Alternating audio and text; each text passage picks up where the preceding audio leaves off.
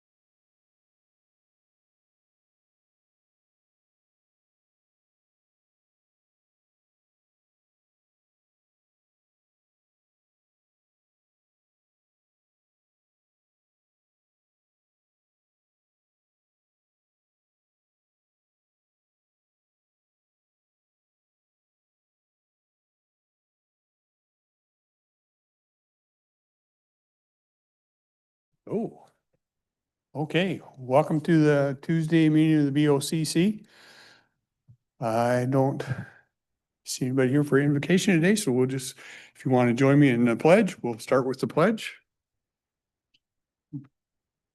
I pledge allegiance to the flag of the United States of America and to the republic which stands one nation under God, indivisible, with liberty and justice for all.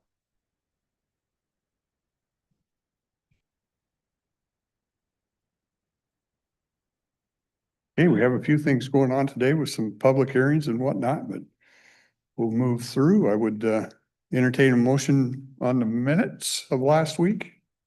Mr. Chair, move to approve the minutes of August 4th through the 6th. Okay, we have a motion to approve the minutes. Any corrections, comments? Okay, seeing none, call for a vote. Those in favor? Aye. Aye. Thank you. Run down through consent agenda. Let's see, agreements, contracts, bid awards. The first two involve our jail and the juvenile center. It's a nutrition program.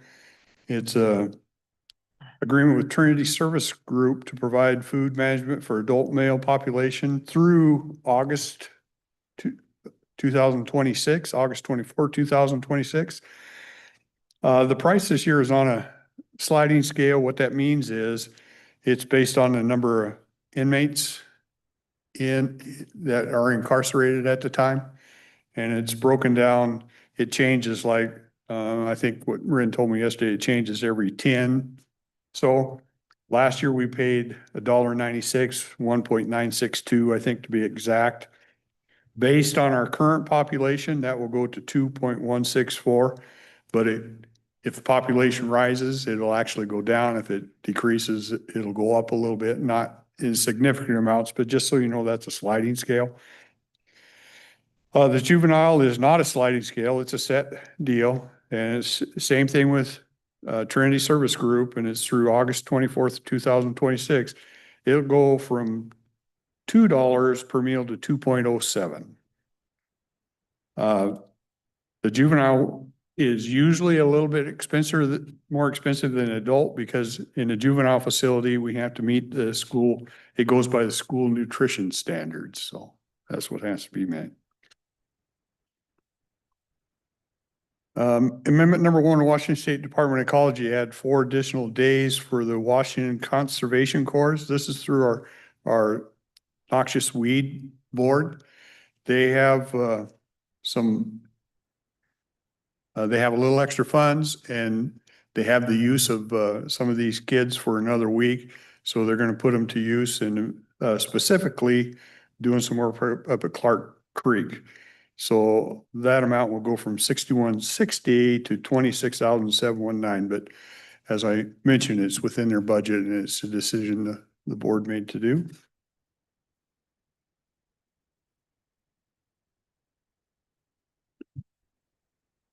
Grant agreement with the Department of Ecology for Cowlitz Corrections to participate in litter and illegal dump cleanup and prevention project for public lands. This is one you can use. We basically use people out of custody, but that still have some service to do. We don't use those in custody that are considered dangerous or you would want back on the streets. It's a 2-year grant, and when we do these things that we get reimbursed from the state, total amount of the grant is $91,700. It's a renewal of something we've done in the past. Correspondence, letters, notices, Federal Energy Regulatory Commission, notice dated 7/18/25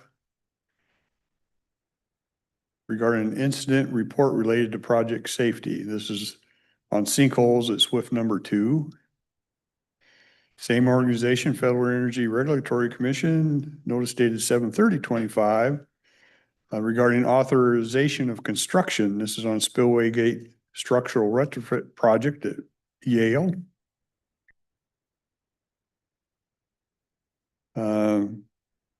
Execute agreements, contracts, execute right of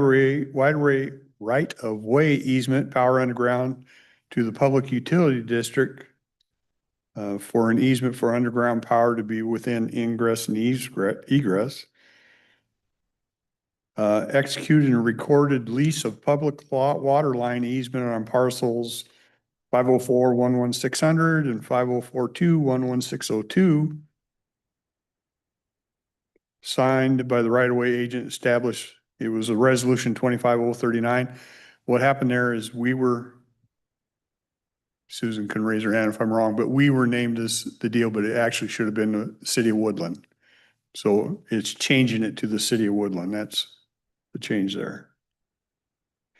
And a signed letter dated 8/6/25 regarding executing the closing documents on the purchase of the River Suites property. That's where Office of Public Defense is currently in. We've had the opportunity to purchase over there instead of lease, so we've made that commitment, and that will close. Okay, that's consent agenda. Any questions, further comments, anything on that? If not, I'd entertain a motion. I move approval of the consent agenda. Okay, we have a motion to approve consent agenda. One last time. Okay, we'll call for a vote. Those in favor? Aye. Aye. Aye. Thank you. Motion items, facilities.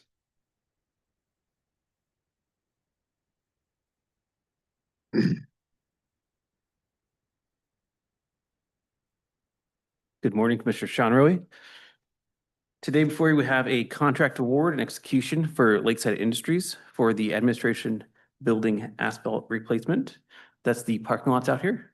The total amount is $205,957.53. This project, we did receive 3 bids on this. The lowest bidder was Lakeside Industries. The next closest bidder was Granite at about a $513 difference. This project includes the parking lot itself and parts of Third Avenue. Those would be reimbursed to us by the city of Kelso, and that's about $62,000 and change from the city of Kelso on that. So that 62,000 is part of this 205, That's correct. and then they'll reimburse us for what we spent to do that. Okay. 100%. And it also includes the WSU parking lot too, It the does. small one there. Yeah. So we have some maps up here just for more information on the layout of that area. Any questions, comments on that? Ron?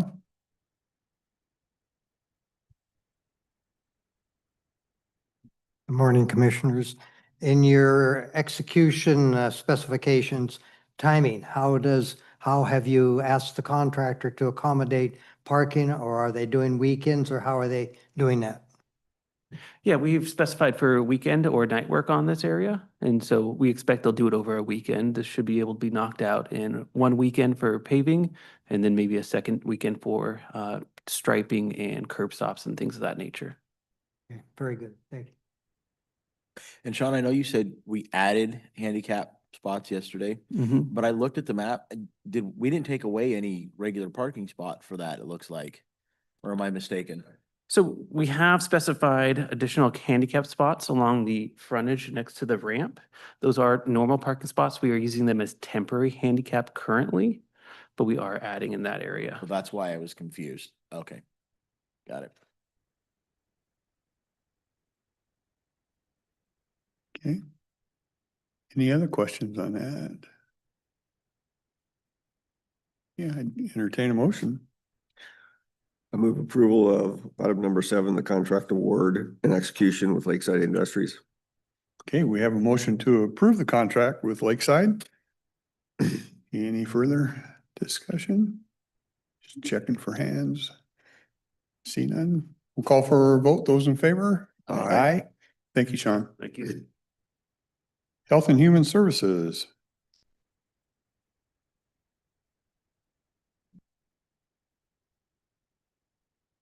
Hey, good morning. Gina James, Health and Human Services. We have 2 items on the agenda this morning. The first item is a contract amendment to our contract with the Washington State Department of Health. They are adding funding for the new fiscal year for our work with Group B water systems. So the funding amount is $20,259, just supports our work with Group B systems, water testing, applications, those types of things. Yeah, and I know you've explained this before. Do you mind explaining in Group B? Yes, so Group B system is 3 to 14 connections. It's usually like a small group of neighbors that may share a well, that type of thing. Yeah, there's about 100 of them. Within our county? Mhm. Yep.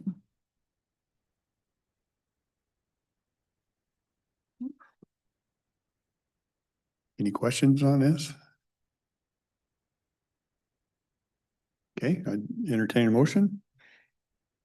Move approval of item number 8, contract amendment 25-002, subsection 2. Okay, we have a motion to approve the contract amendment from 25-002, subsection 2. Last chance, questions? Okay, we'll call for a vote. Those in favor? Aye. Aye. Thank you. Okay, the second item we have on the agenda is a contract with Washington State Department of Ecology. Again, this isn't a new contract to us, it's for the new fiscal period.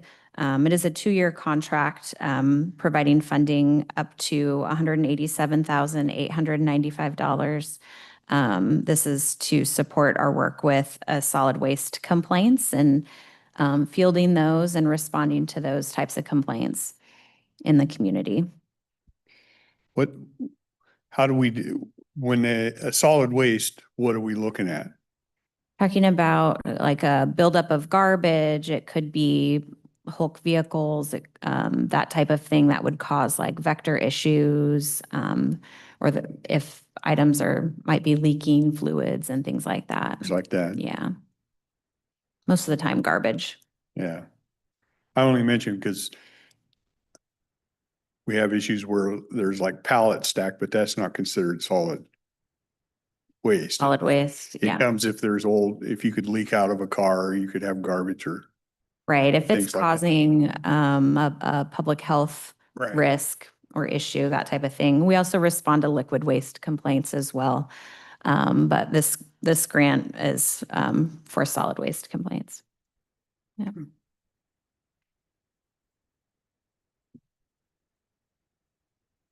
Go ahead, Ron. Does this address illegal dumping in any form, or is that separate? Complaints from citizens on illegal dumping? Yeah, it could. It depends.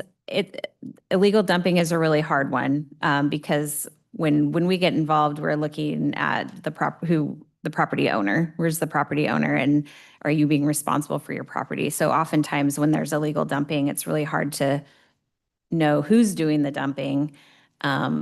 And then if we get involved, then we're talking to the property owner about the dumping and what that looks like on their property. And we would support them however we could, but the illegal dumping piece is a really tricky one. Correct. That is the fly in the ointment. Does the Department of Ecology participate, or is that the law enforcement agencies that look for the provider of the illegal dumping? Yeah, Department of Ecology doesn't usually get involved in that. Enforcement might get involved, but again, it's just a really tricky one to pinpoint, who's done it. Yeah. Yeah. I tell you from personal experience, Ron, in Lewis County, my brother and I have a little piece of property and people started dumping on there. It was the sheriff that called and said, hey, people are starting to dump on there. So we went up and cleaned it up and kind of blocked it off, but that's who dealt with us. Yeah. Yeah, that's a tricky one. How much time do you spend investigating stuff like this? We get quite a few complaints in, and then we work with the property owners on what it looks like to get things cleaned up and be in compliance so there's no public health risk. How much time we spend on it, it's hard to pinpoint because we have a couple different staff that will respond. and look, but Do we have 1 or 5 full-time employees that are busy doing this? no, but we have, our environmental health unit has 4 field staff and they all might handle some of the complaints. I could try to get a better idea of if that equates to, 3/4 of a FTE or what that looks like. Just give me an idea. How many complaints do you get a month? Oh, gosh. Let me look because we have the number of complaints. Let me look and I can get back to you. Okay. Thank you. Yeah. And Gina, if you could also look to see if this is something that is increasing as far as, how many times is this happening and how many times we're having to deal with it and compared to like maybe the last 5 to 10 years? Oh, sure. Because I know I fielded quite a few calls with regards to this kind of thing Yeah. throughout my district. So I'm just wondering if it's something that is increasing. Certainly feels that way, doesn't it? Yeah. Feels like it's increasing, yeah. Yeah. Yeah. Yeah. I could take a look at that. Okay. Any other questions, comments? I see no hands. I'd entertain a motion for that. Move approval of contract 25-024 with Washington State Department of Ecology. Okay, we have a motion to approve the contract, the renewal of the contract 25-024 with Washington State Department of Ecology. Last call. Okay, seeing none, we'll call for a vote. Those in favor? Aye. Thank you, Gina. Thank you. We have a public hearing coming up at 9:30, so we have a couple of minutes before that. Commissioner Rader, did you want to tackle this Yeah. while we have a couple Yeah, minutes real here? quick. I had a conversation with Trinidad yesterday and the city of Longview is looking to apply for a grant for their first responders and fire teams and to help with the, I think he calls it SUD, rapid response team. He wanted to know if we would write a letter of support for this grant in Longview getting it. Trinidad feels that it's a really good service and he supports the service. And I talked to him at length about it and I expressed my concern for it is that we write a letter of support for this, then the funding stops and then we have to pick that up and carry it on. So one of the things that I asked him to put in the letter is that we would support the program, but we are not responsible for it financially, should the funding stop later on so that we don't have to subsidize that. And he put that there. You can see it there at the bottom. So it is a good program. I think that it's going to bring value to the community and something that I think is needed given the circumstances, but it's just not something that I feel that we need to continue to finance if the money runs out.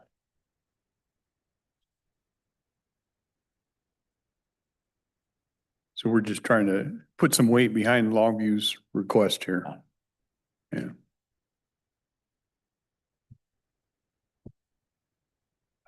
I don't have any problem.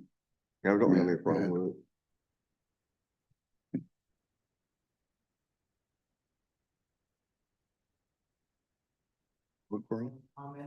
Yeah. Sorry. We have a very important workshop coming up at 10:30 on this Forest Practices Act. Yeah. I just go on record. I'm extremely disappointed that we just had a meeting with the Department of Ecology and they did not break this subject or brief us on what was coming or give us an alert. That's a dereliction of duty on an important thing like that. And our ecology people sitting right here and not saying a thing.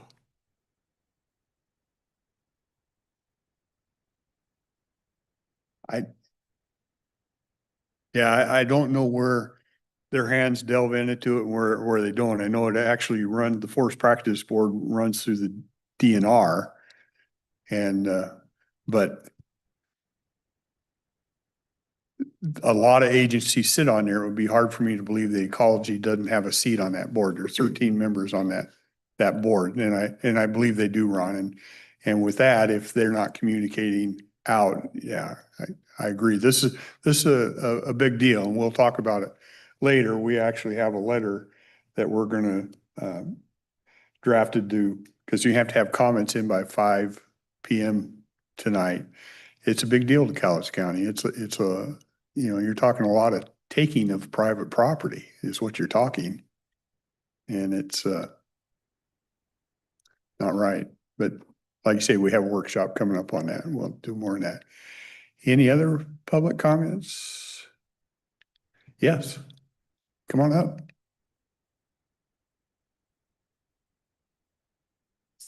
You can sit right there, sure. Okay. Sure, sure. This is my first time going, so I'm not sure what I'm supposed to be doing here. I don't even know if I'm in the right group of people to ask this question. Okay. I saw on Facebook where there are like about a half a dozen counties that have specified and said that they are not a sanctuary county. And I was wondering if I'm in the right place to recommend that you folks also join with those other counties in saying Cowlitz County, it does not want to be sanctuary county. Am I even in the right place? You are, and we had a discussion on that, because some have filed resolutions saying that.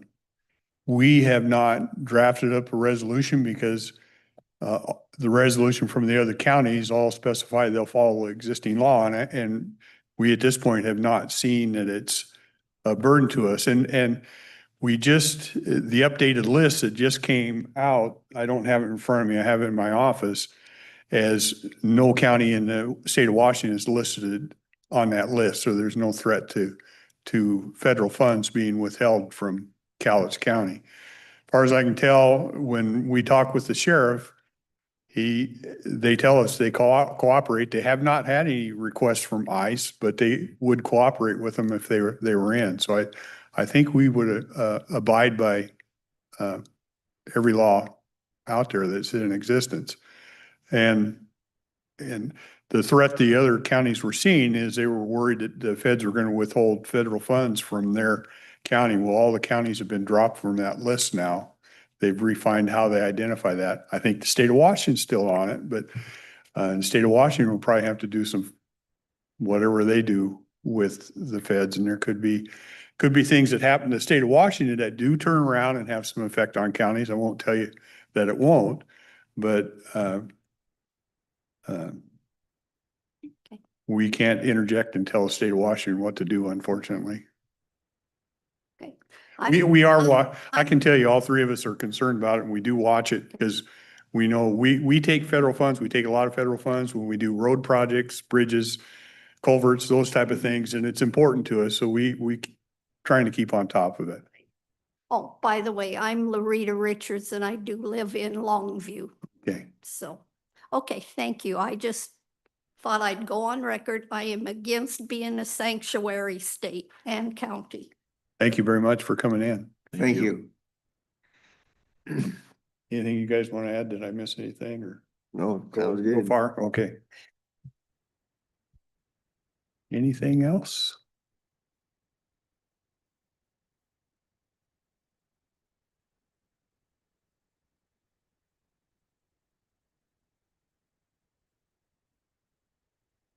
Did you guys get a chance to read this briefly? I did. It was Good with it. put together, you're all good with it. It was Yep. put together pretty quickly, but this is, Yeah, that, write another page and a half and. yeah, I know it, right? It could be a 3-page document. What do we got? We're real close, aren't we?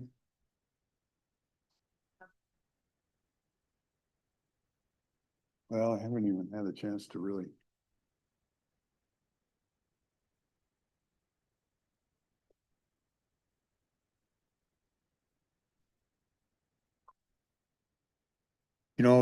here's what I might do on this. We got a request from the city of Castle Rock wanting to, it's wanting $225,000. If you're in Castle Rock, the walking path they've done along the dike, they want to extend that. And it's a $670,000 project and they're looking for.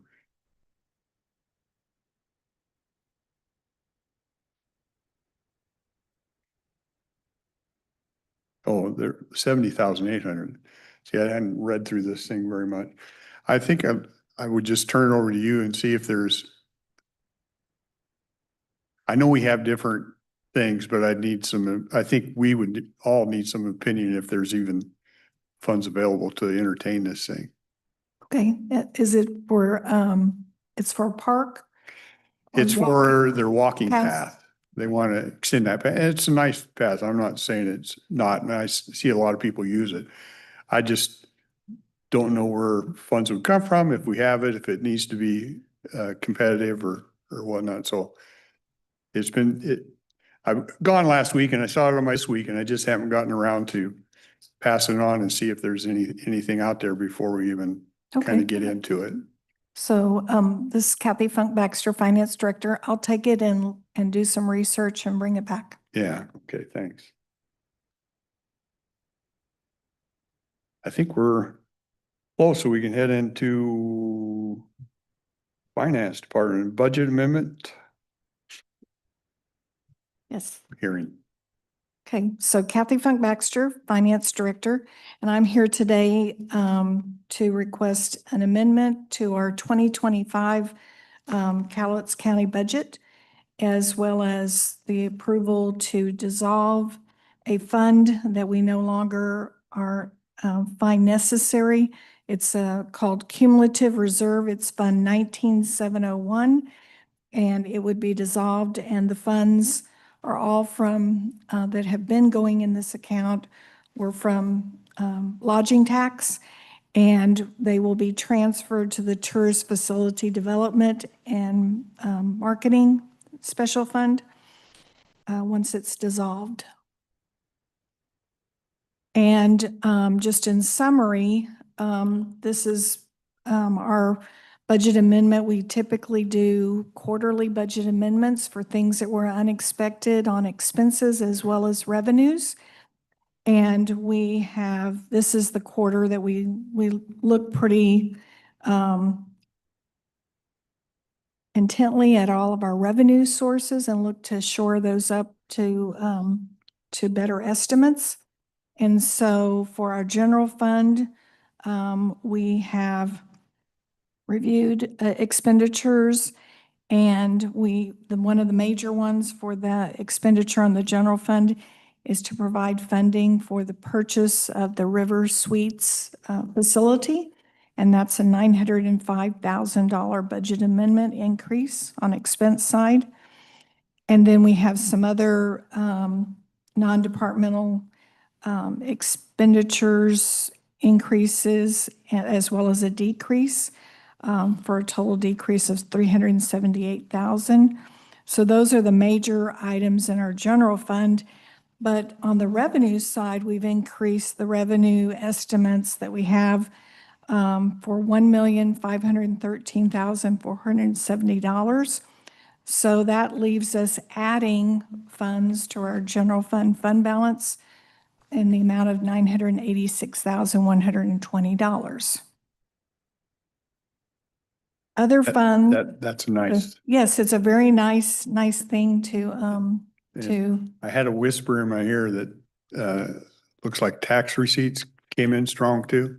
I mean, Yes. this is off of your public hearing, but I just.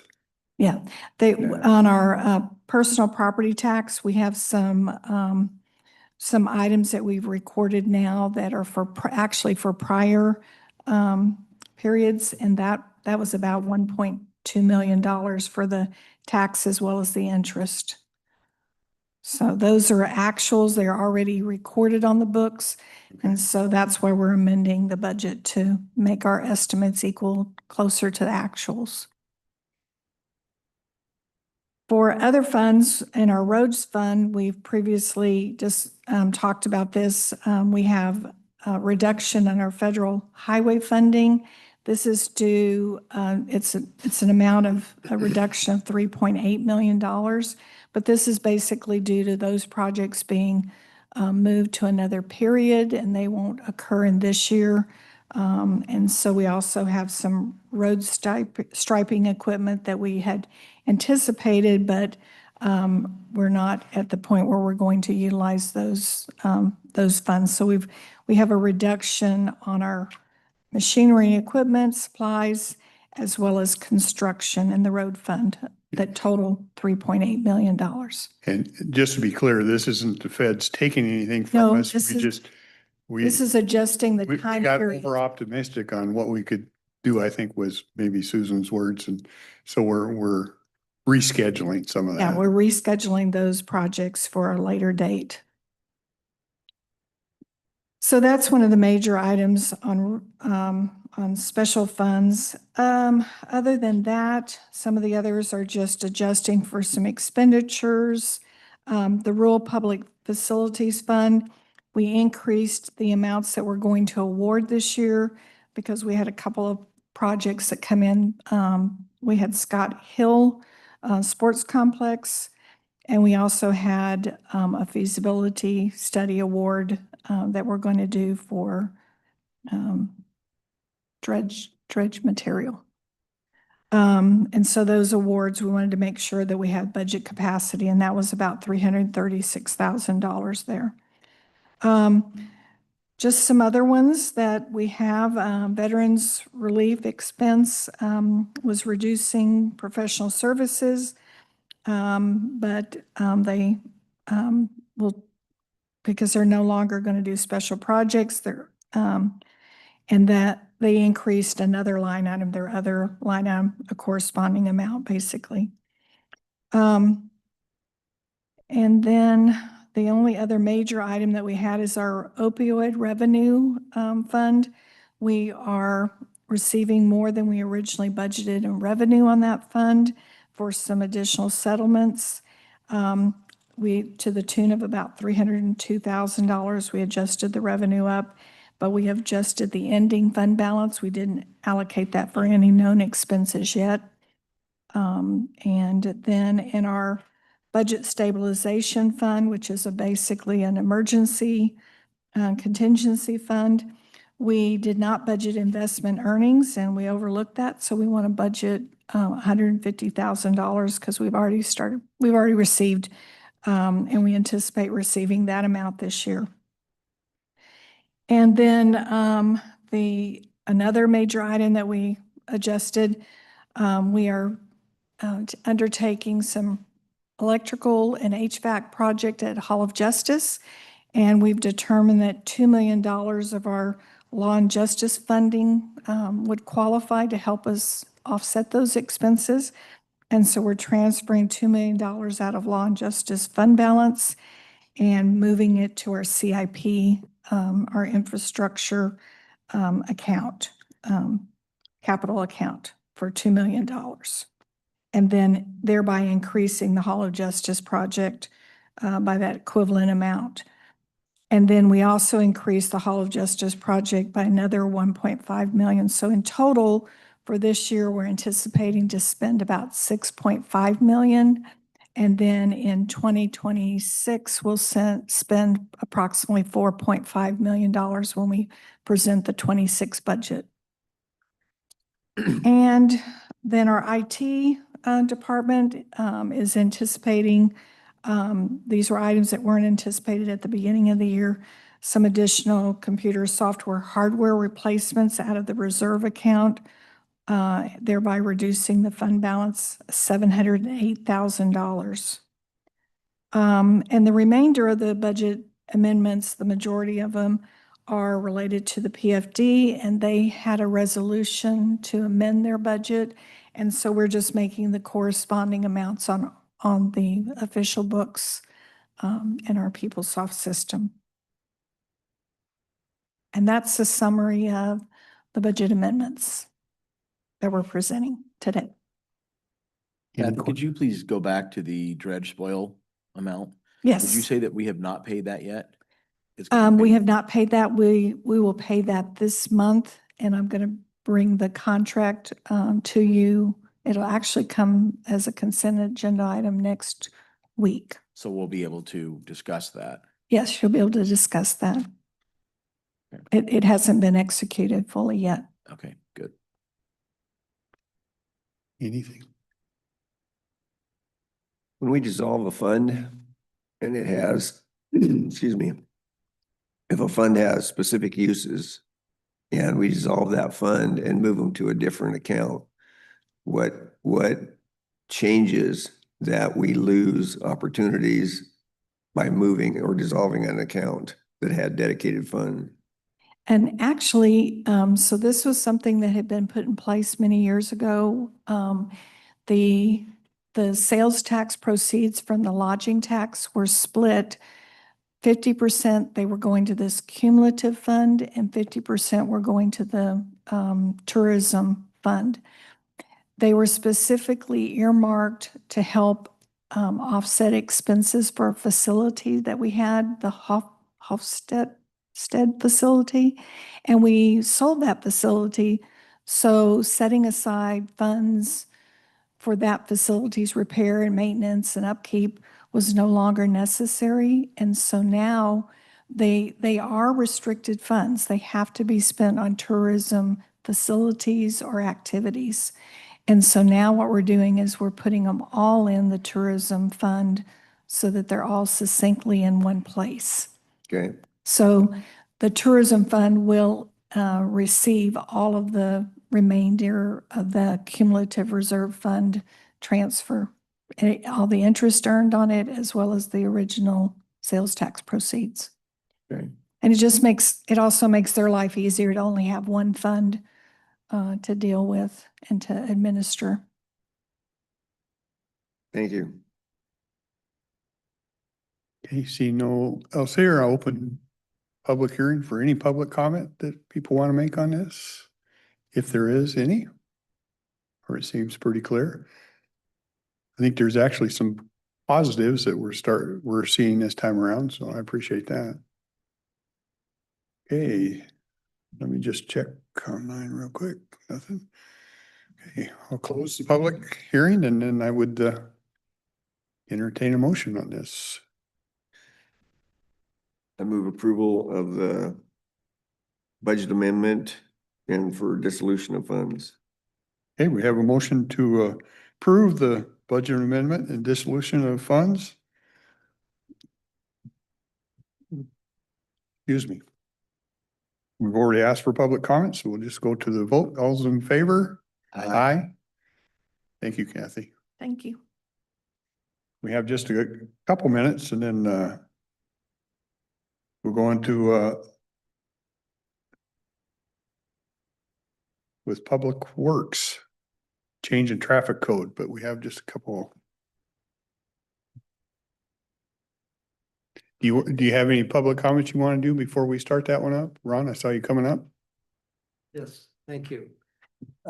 Maybe take a moment to comment on the the newspaper has been giving you some notoriety here for the $11 million of funds, et cetera. If you can give us a Yeah. quick briefing on that. I can, and those haven't, and I received some documentation yesterday from commissioner in a different county because there was some question on if we could turn some of those funds back. And I don't have it right in front of me, but here's what I can tell you. Our funds have gone, and Gina can correct me, but I think I'm in the ballpark of about 4.5 million when I first came on, then I went to 8 and now it's at 11. When you break it down, and our question is, do we need to take all that? And if what we are doing now is solving the problem, it should actually be going down. It looks like it's,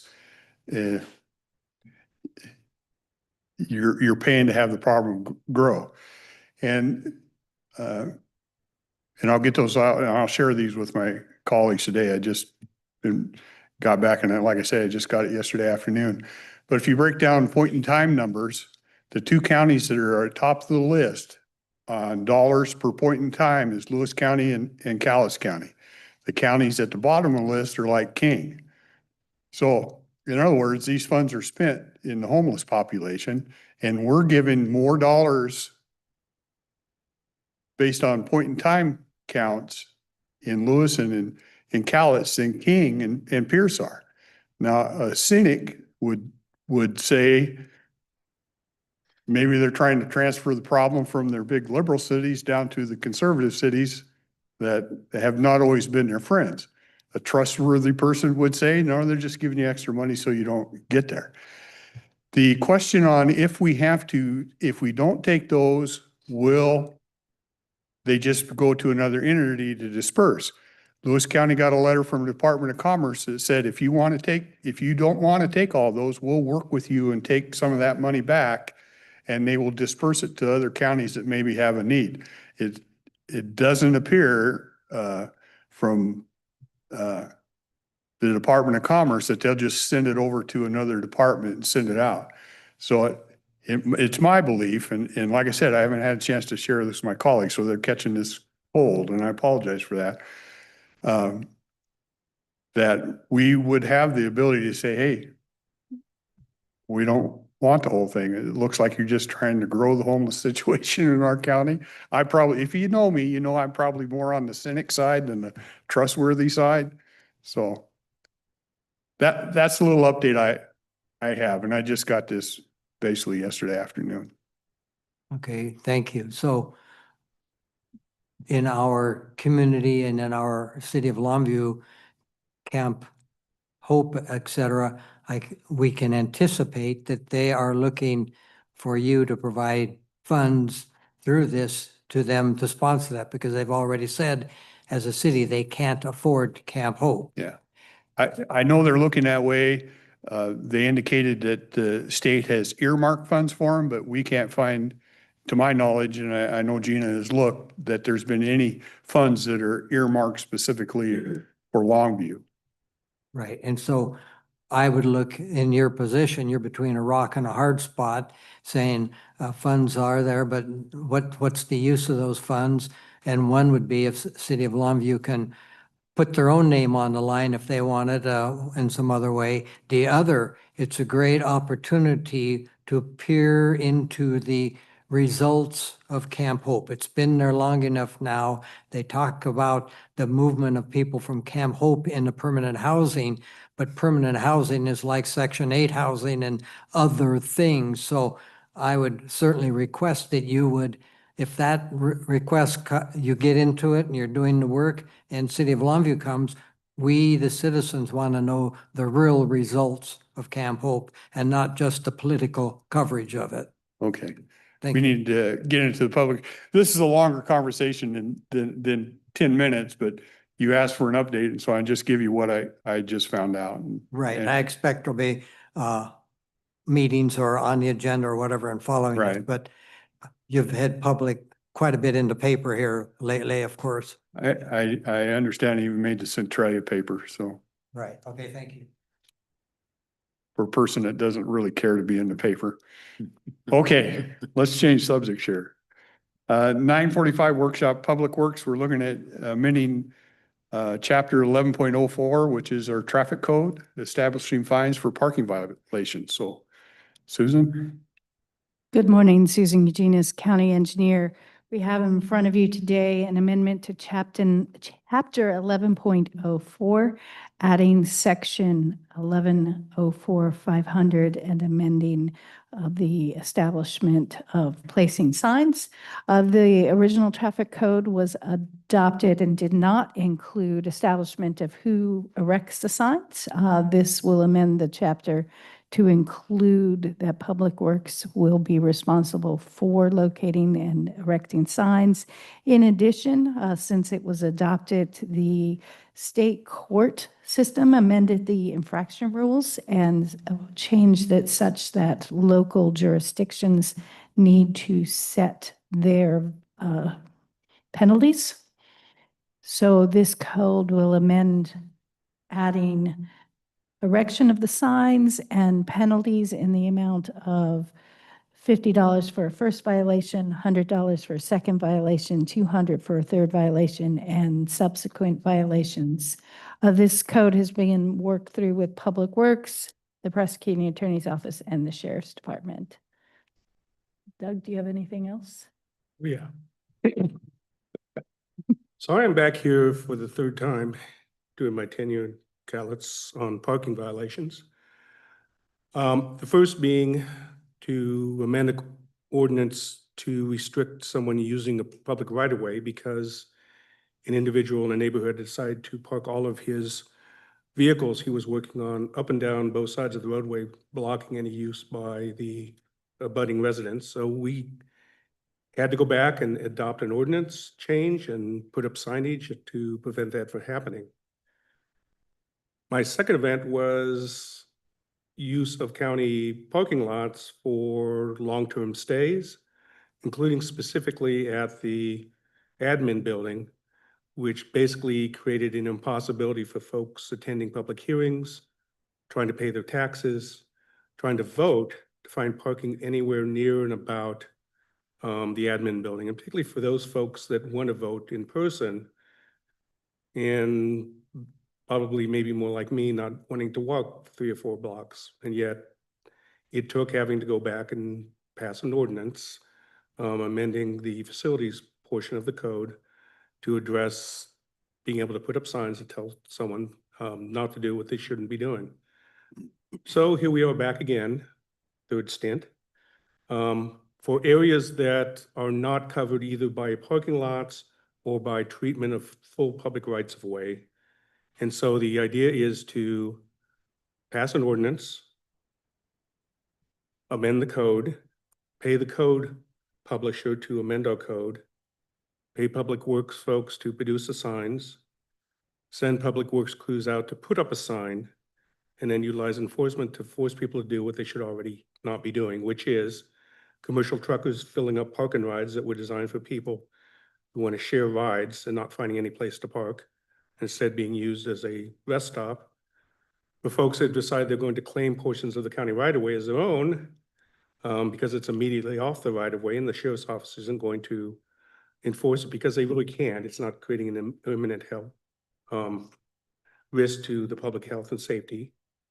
So we're going to adopt yet a third ordinance, which I would label quit being a jerk. Yeah. And that's basically what this is. Yeah. Thank you. Is it just vehicles?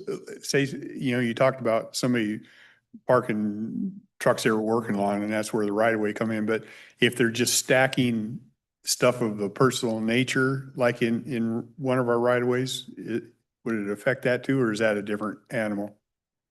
We could address that through some type of abatement. It's more people just parking RVs, parking cars.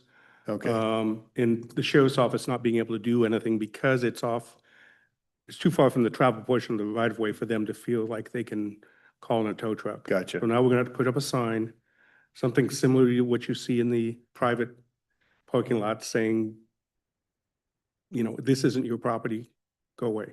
Okay.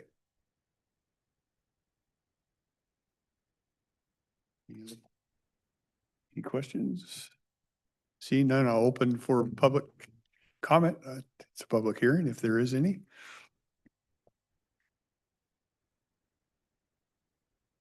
Okay, see none, we'll close the public hearing and I'd entertain a motion. So moved.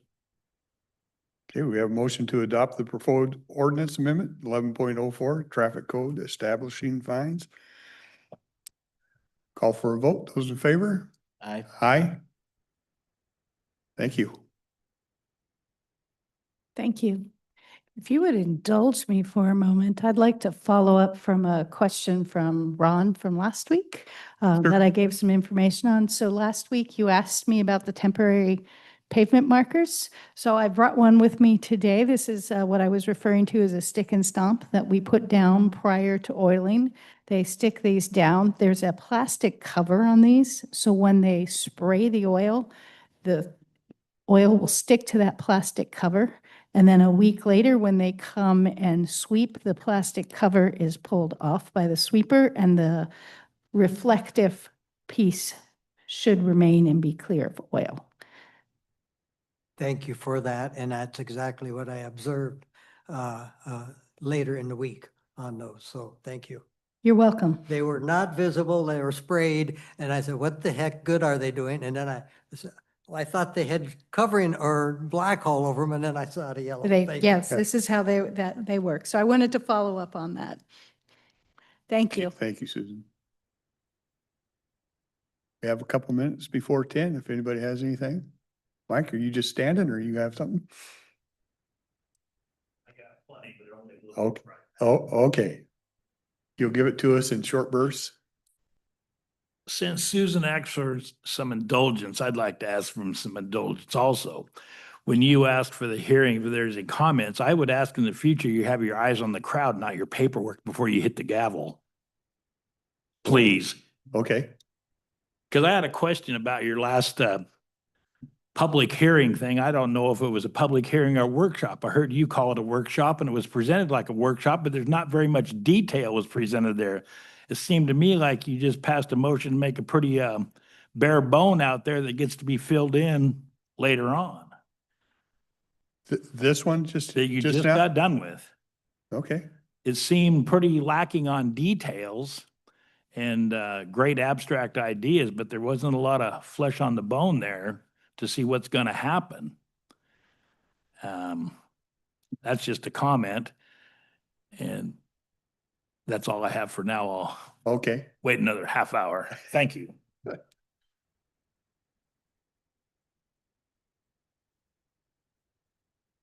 You got a couple minutes. If anybody has anything before 10? So since we moved to approve that, is it gonna be called the Don't Be a Jerk code? The way it was presented? The don't be a jerk ordinance. At least put it in parentheses.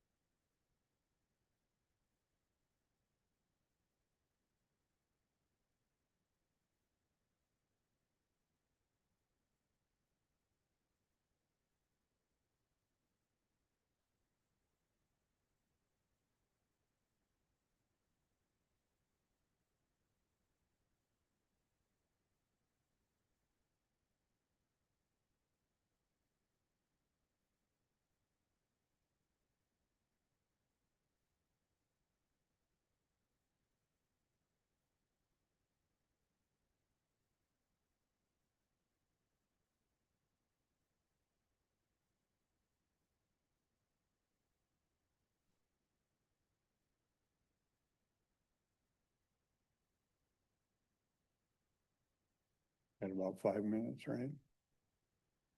We do have 5 minutes. Can we take a 5-minute recess?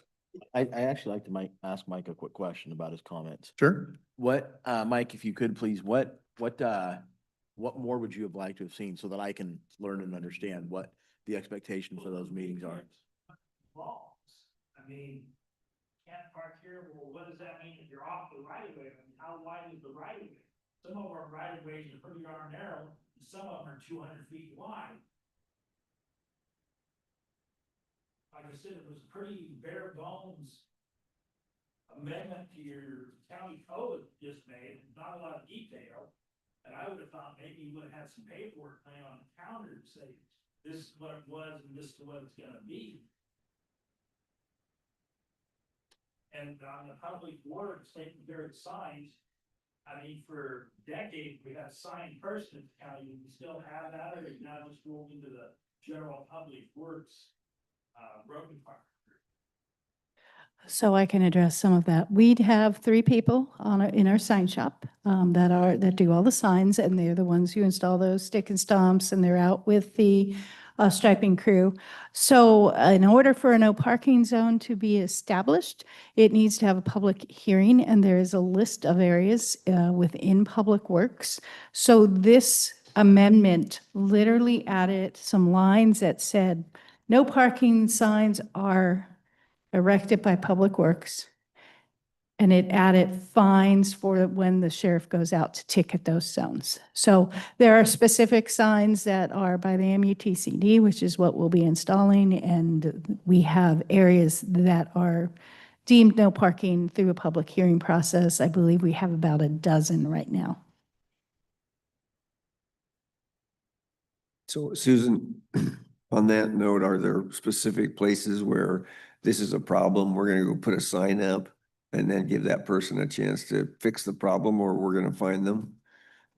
I do not know specifically the enforcement, but I do have areas that I receive phone calls where, hey, they're parking in the no parking again. I can't see coming around the corner. I have those locations that have issues. And I know that the sheriff's department probably has more issues that they are aware of than I am because they're specifically asked by the sheriff's department. So is your gut instinct that this is a on again, off again problem, like family reunions, it's there for a weekend and then it's gone? Or is it something that's a permanent issue? So there are locations that it's a permanent issue. Like Doug was talking about, we have people who have multiple cars, they park them in the street, they're working on them, they don't run. And there are, I believe if it was a family, I would hope that if it was a family reunion in a location that the sheriff wasn't repeatedly called to, especially if there were noise of a party, they would go knock on the door and say, hey, your vehicles are an issue. Can you get them out of the way? And I believe most of our citizens are not jerks and would address that issue. Okay, thank you.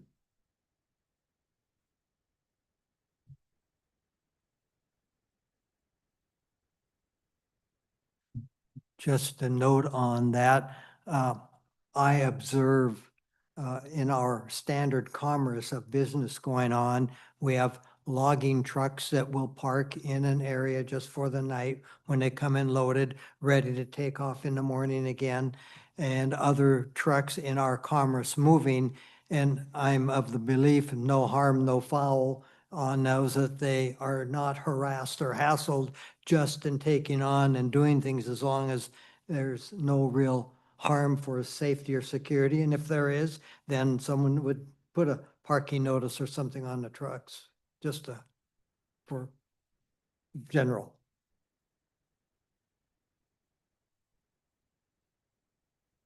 Okay. Thank you.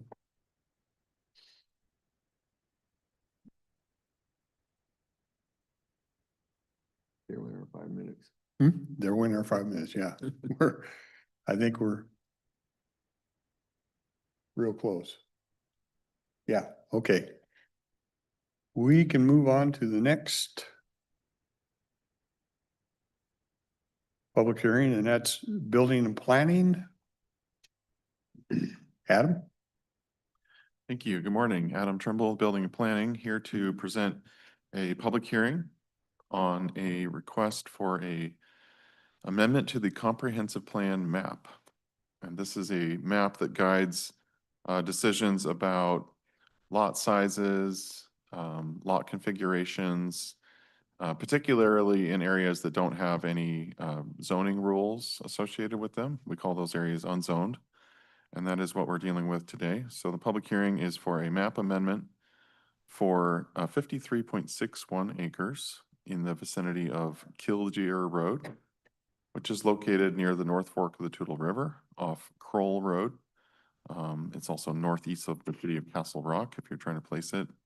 I do have some maps and the staff report here on the table if anybody's interested in looking at those. But this is a project that goes before the Planning Commission first and public hearing on this proposal. Originally, it was a 12.9 acre piece that came to the Planning Commission. An applicant paid to have that consideration and have that request before them. During the hearing, the planning commission heard from other property owners in the area. One in particular representing 8 parcels, I believe, approached the commission and said they would like to be part of the change. It makes logical sense to have the boundary include their properties. The planning commission agreed and is recommending including now 10 total parcels. So that's what takes us from the original 12.9 acre request to the 53.61. All of these parcels do border a rural category on the map, but they're currently small holding. And so the change from small holding to rural will kind of blend them in with the neighbors to the east, which have the same category. And so before you, you have some maps, environmental checklist, staff report that contains the original and the revised recommendation on this project. You have a list of the owners and the parcel numbers associated with the properties and a draft ordinance that would actually accomplish the map amendment. And so our task today is to hold a public hearing, hear from anybody interested, anybody with a stake in the property, any neighbors, and then consider the recommendation of the planning commission and a motion on the proposed map amendment. Are there any questions or anything I can go over in detail on that? Well, I think as we pointed out yesterday, this is just a change in how we look at this. If a person has desired to do something with that piece afterward, it's a whole new process, and that they go through that addresses much more than just changing the size of the property. That's right. That's fair. This is Yeah. a policy change at the highest level of our zoning and regulatory scheme. It's just a map change, and then it doesn't mean anything will happen. It doesn't mean anything will change. But if a proposal is made by one of the property owners later on, that would go through its own review. This doesn't accomplish any of that. Yeah. Any other questions up here? Okay, I'll open public hearing part of it. If public has anything they want to say about this.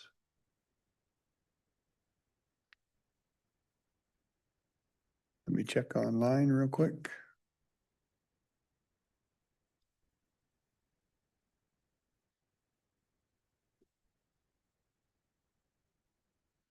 Okay, I see no questions on it.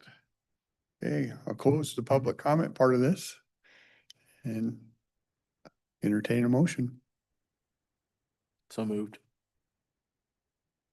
Okay, we have a motion to approve the change of comprehensive plan amendment for 10 properties totaling 53.61 acres in the vicinity of Kildare Road.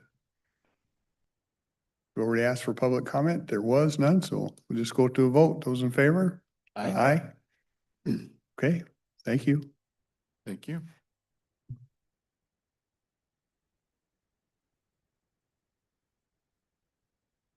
Okay.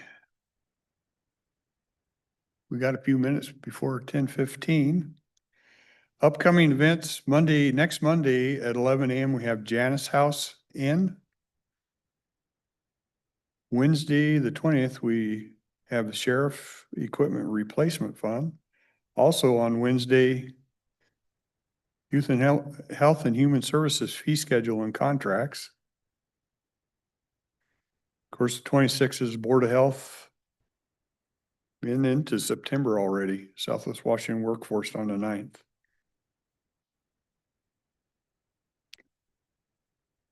We got a couple minutes till the workshop, if anybody has anything.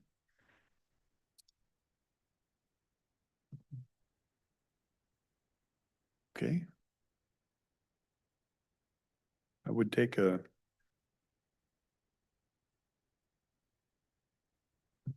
recess till 10:15. We'll take a brief recess.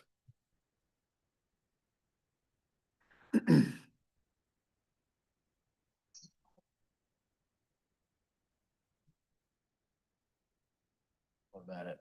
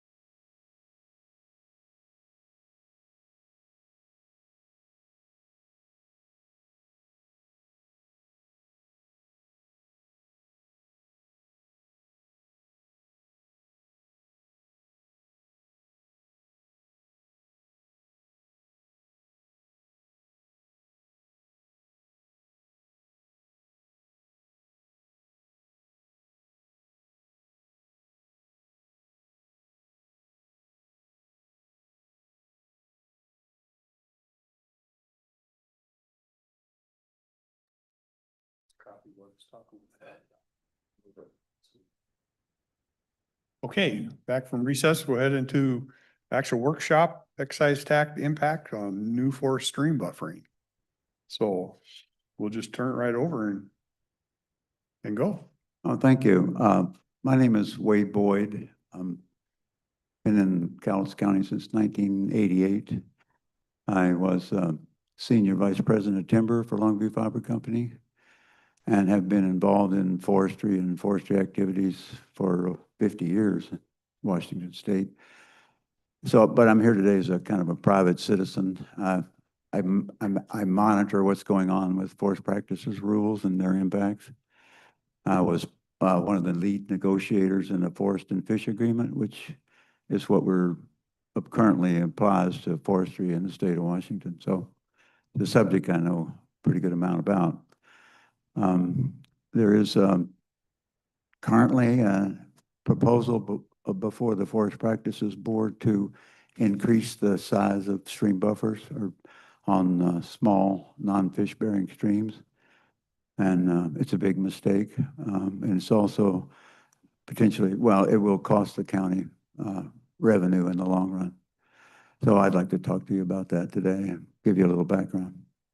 So I'm here to request your assistance in preventing the adoption of this increased buffers. And if I can get a change of slide, please. I'm here to ask you to contact the Forest Practice Board members and ask that they vote against the new stream buffers. There is no evidence that additional buffers are needed to protect small streams. Next slide, please. I'll just give you a little background. When you applied to do a logging in the state of Washington right now, you go online to this mapping service and you have to map the area that you're going to harvest. Next slide, please. And the application process requires that you create buffers on all the streams that are on this map and the different kinds of buffers.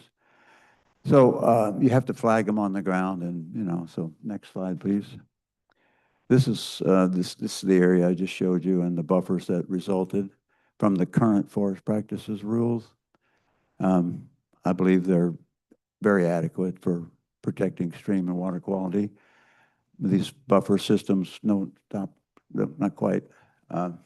She jumped ahead of me a little bit, but that's okay.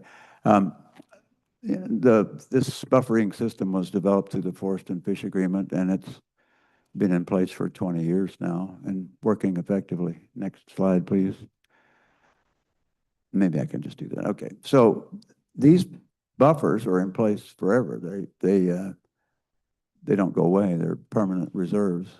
Next slide, please. Support for the proposed new buffers is based on a misapplication of water quality standards and the pollution control processes. Now, this next part's a little complicated and technical, and I'll just throw it in here. I'm not the expert on this part, but I've talked to people that are, so I feel confident about what I'm saying, but don't ask me to explain it. You know. Next slide, please. Evaluation of water quality limited streams. There was a big deal about water quality limited streams in the state of Washington many years ago, and that affects endangered species. And, you know, they want to go through all the streams in the state of Washington and do a process called a TMDL process, which you evaluate the stream and you decide how much pollution it can take of heat. You know, heat is a pollution, sediments a pollution, blah, blah. And it would, you know, just as in the Puget Sound, there are 10,000 streams. It would take, you know, forever. So next slide, please. As part of the forest and fish process, they created an adaptive management program, which is a process by which people can say, look, we think this stream has a problem. We'll go and we'll evaluate the stream and we'll do a scientific process of determining whether you need extra buffers or not. And the process is called pollution control in place. And that's what's going on right now. Next slide, please. And the problem is that the Washington State Department of Ecology has decided to assume without evidence that all small streams require additional buffers of some 65 to 75 feet on either side of the stream to prevent possible stream temperature changes of 1/2 of a degree Fahrenheit or more. I mean, just, okay. Next slide, please. The DOE's position is an intentional misrepresentation of a water quality standard and a process. That's what I'm told by people, scientists people I respect. Next slide, please. The impact of this DOE position is that even the assumed potential for an increase in stream temperature is adequate for imposing costly new buffers on streams. They are breaking the adaptive management program and putting politics ahead of science. I mean, this is all being driven by politics right now, by the environmental community and out of the Puget Sound area. Next slide, please. Adoption of the proposed new buffer sets a dangerous precedent. Next slide, please. If the DOE currently chooses to ignore the no change in stream temperature rule when reviewing water discharges into the Columbia River, for example. I mean, they're just arbitrarily, doing this, I guess. And other non-point source pollutions. That's part of the problem. Next slide, please. So if the DOE can successfully succeed in this effort to arbitrarily impose an absolute no increase in temperature, which community are they going to go after next? What, they get the forestry community. Who's going to be next? Next slide, please. Can I ask a quick question before we move on from that? You're saying, it says that the DOE currently chooses to ignore the no change in stream temperature rule. Right. Yet down here at the bottom, it says that they're arbitrarily choosing to impose an absolute. So are they ignoring it, or are they going to impose it? Or is that? By ignoring the rule, they can impose. That's the reason they are imposing it. You understand? There is a rule which in other circumstances, like in the Columbia River, you can still see evidence of where they're ignoring that rule. But they choose now arbitrarily to impose it on forestry. Oh, I see what you're saying. Okay. Sorry. So the rule is there. They're The rule is there, but the rule is being misinterpreted. The rule calls, if they think there will be something that exceeds that trigger, they're supposed to conduct a study of it. That's the rule. No, they're saying, no, if it exceeds the rule, we think it will exceed the rule, we're going to make the buffers without any study of it, assuming that there will be a change on every stream. There might be a change on some streams somewhere, but not every stream everywhere. Yeah. Thank you. And if they can, other people are telling me, that's not mine, but if they can get away, they've always wanted to get to, forestry has, bitten the bullet kind of thing over this stuff. And we've got the buffers for 20 years and all that. They haven't really gotten to agriculture yet. But if they could do it this way, to forestry, why not just turn around and say to the, dairy farm down the street, hey, wait a minute. Okay. Anyway, that's just an aside. Next, please. Removal of land from the working forest land base negatively impacts local families and communities. Next slide, please. This is a graphic. It's a little busy, but there's the Christensen Tree Farm, and this lady put this into public record.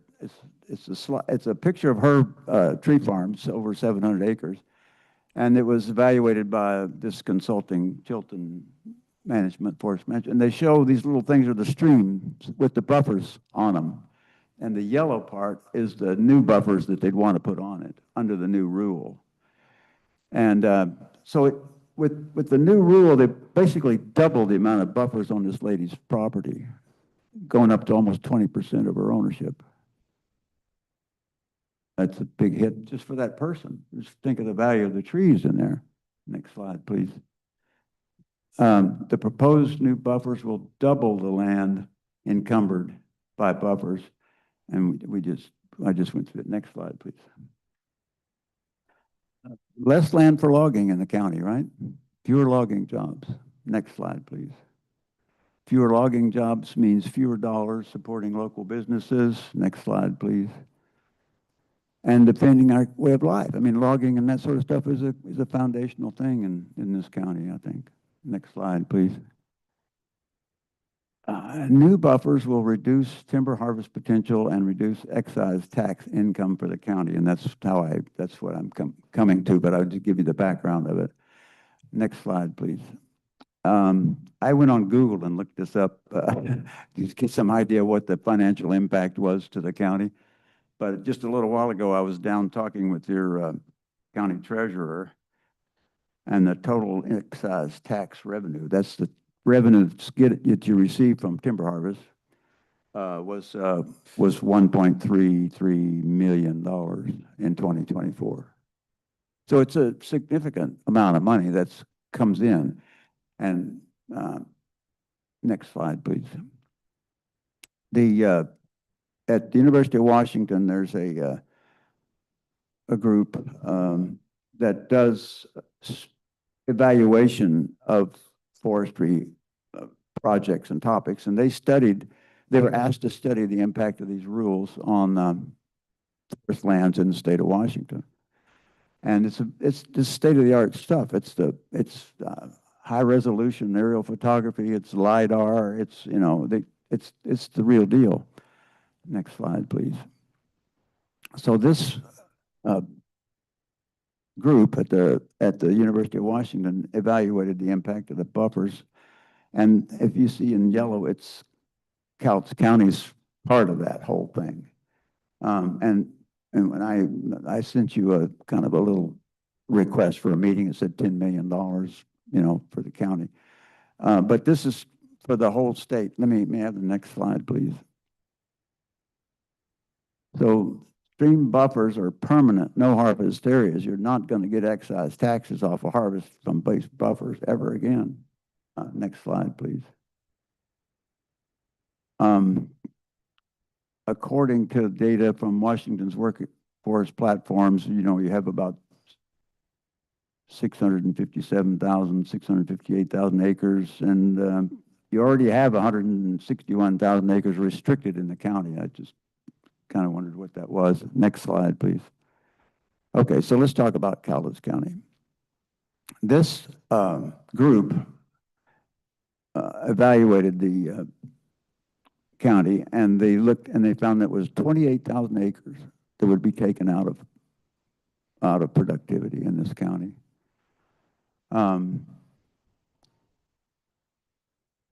The total harvest impact, or the total value, oh no, okay, sorry, I was just of that 28,000 acres, they did an inventory using this high tech, and there's only 540 million board feet in that area. And at today's market value, that's $245 million worth of timber being locked up.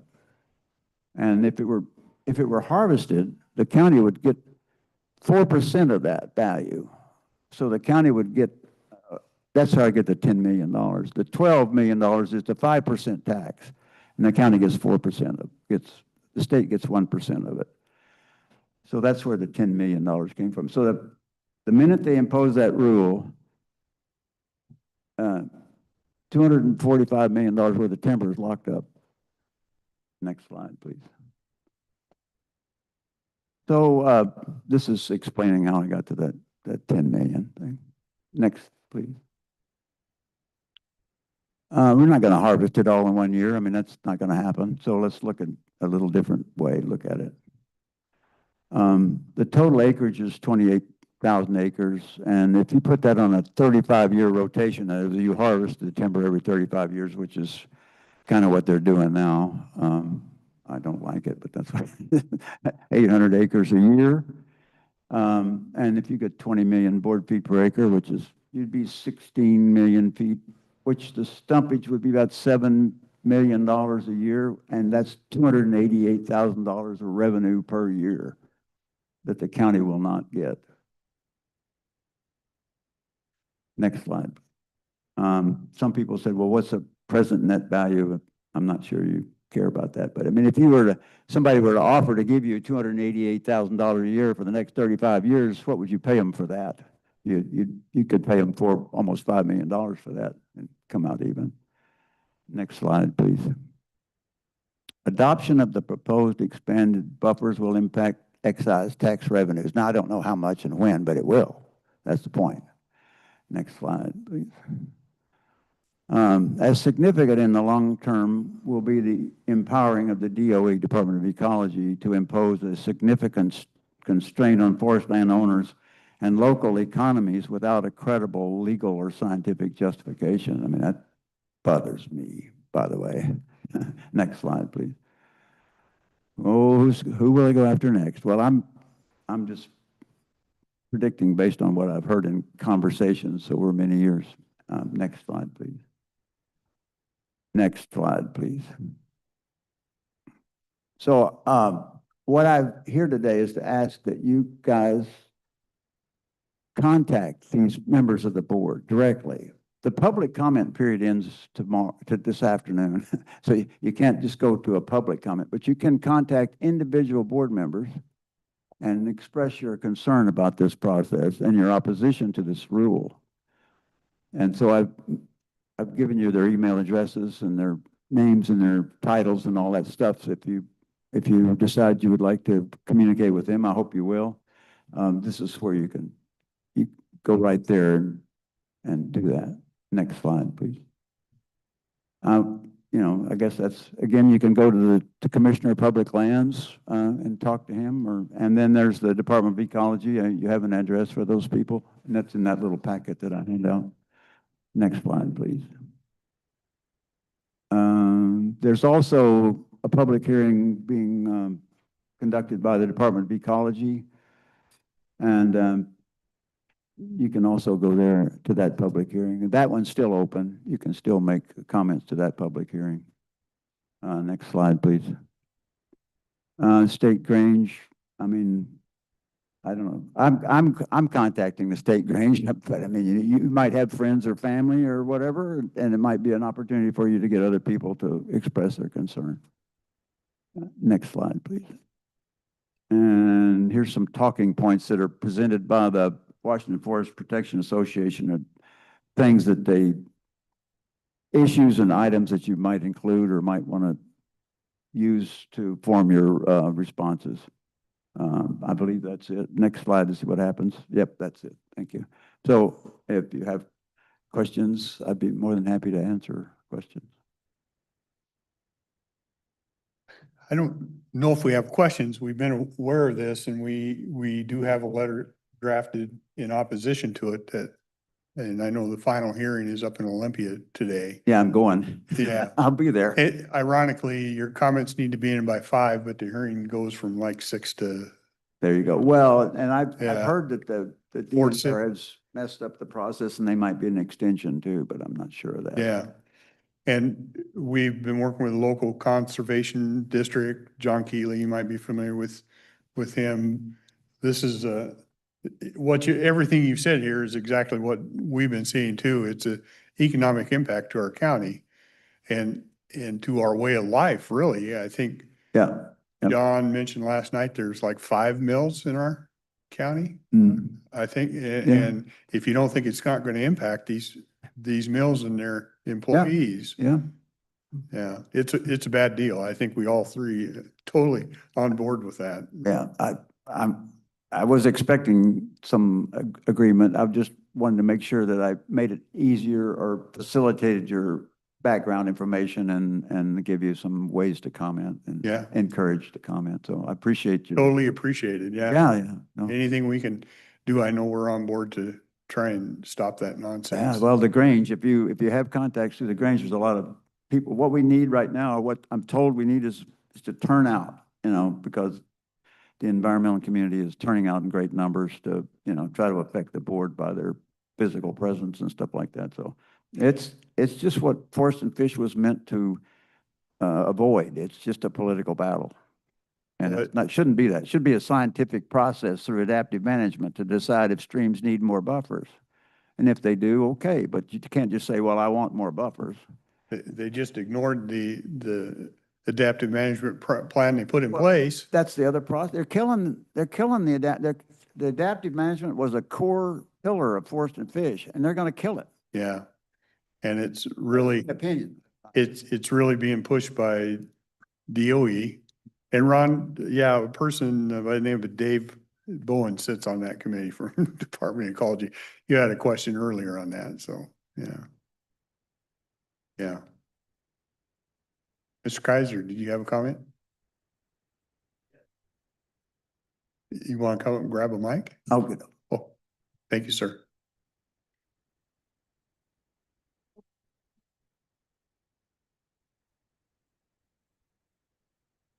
For the record, I too will be going to Olympia, as Mr. Boyd will be this afternoon.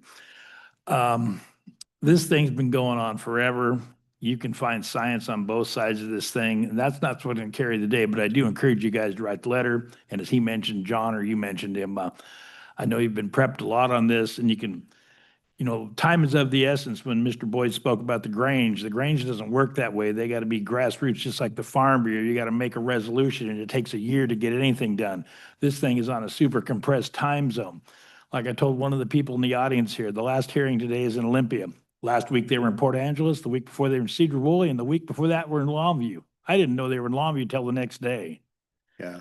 And like I previously mentioned to somebody, you take the Forest Practices Board, that's in Department of Natural Resources, not in ecology, but they're not very far apart up there. It's pretty close to the Crystal Cathedral, to the DNR building. Nobody knows who the Forest Practices Board is, and they probably could care less. And that's what the problem is, the nameless, faceless, blameless part of society and bureaucracy that makes things happen. There ain't nothing I hate worse in this world than a whack. And that's exactly where it's coming out of. And he talks about the forest and fish thing, and he puts agriculture down there, he being Mr. Boyd. They tried to roll a farm and fish thing at the same time, and the farmers said no, and it didn't happen. That's the only reason why, because they'd rather fight than switch or join them or whatever. And that's why there is no farm and fish rule like there's a forest and fish rule. And the forest and fish rule hasn't helped the forest much. It's helped the environmental community. And on that note, the DNR, I believe, back in the late 80s or maybe the 90s, they come up with a program through the legislature to compensate landowners for your leaf strips, except they forgot to fund it. I don't think there's a landowner anywhere out there that would mind leaving a buffer strip if they got paid for it. But I think what everybody minds is environmentalism on the cheap, where which I do have some timberland, not much, but a little, I have to pay for the common good. Well, how about the common good paying for what they want to take? And it's exactly what it is, the taking. Now, none of this rambling I've done here is going to help you guys make your letter and get it on the internet before 4:59 this afternoon.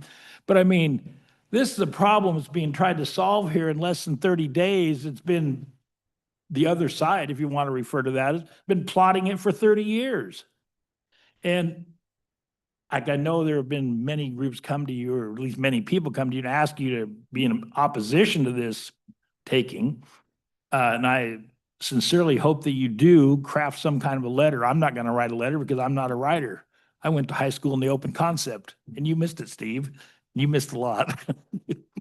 But I am going to go and try and make some oral presentation this afternoon in my 2 minutes or whatever they choose to give you, because it's about those 13 people, and we'll get back to them right now.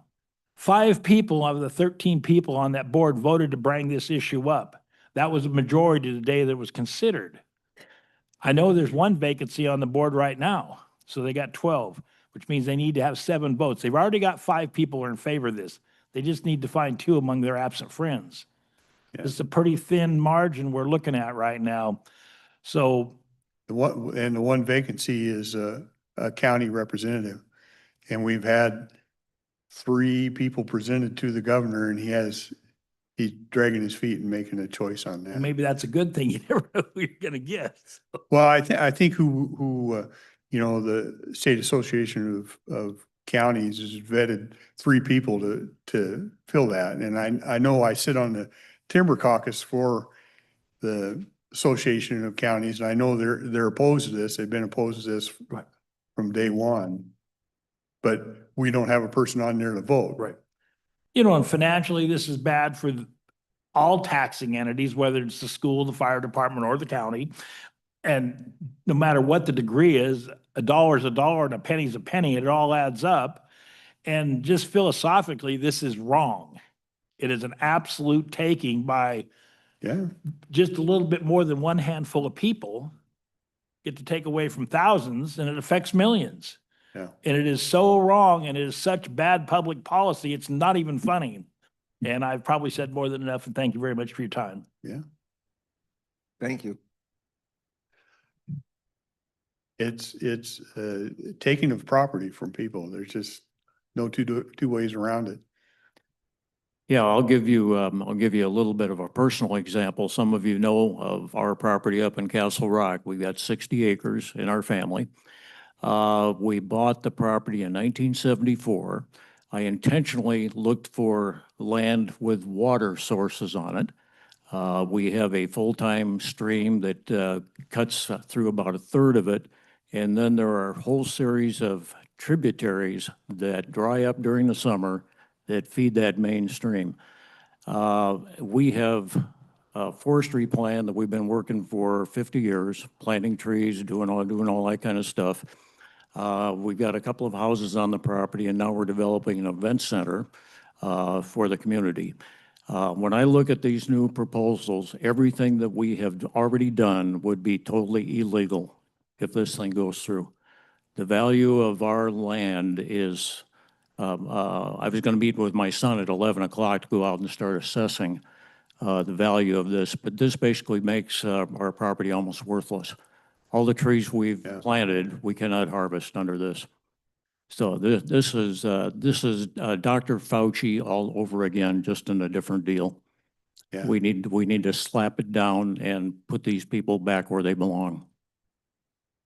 Agree.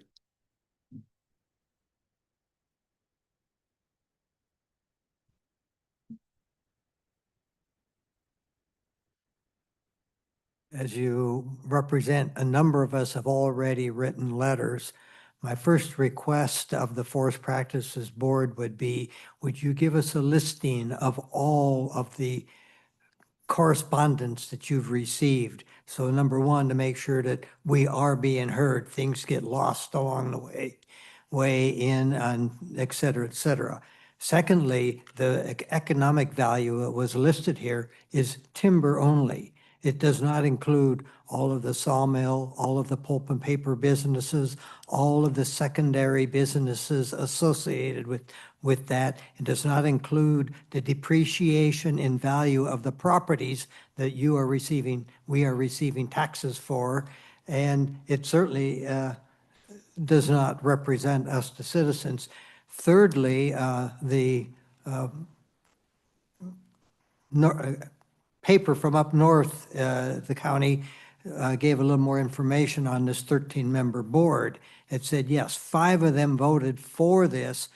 All 5 were members of committees of the state under the finger of our political arena. So that's very important, et cetera, and getting a vote that represents the people and the businesses. So it is been slipped in, and the time has been slipped in. It is clearly not a process representing the people of Western Washington and the values. So it is very important. Another very important part, talking about fish. You know, we realize right now that we've been studying through our agency's fish for the last 50, 60 years since the dams were put in. I'm sorry to say we know no more about our fish and survival in the Columbia River now than we did 50 years ago with all that's been done. So these studies, again, we can't see any substance to them providing data to anything that is substantive and supportive.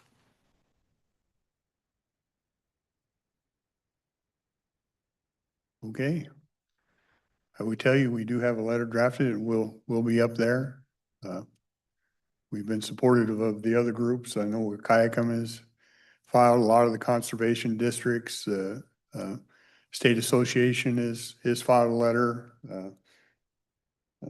Different boards. There's a lot of opposition to this, and we're hoping we can we can nip it in the bud.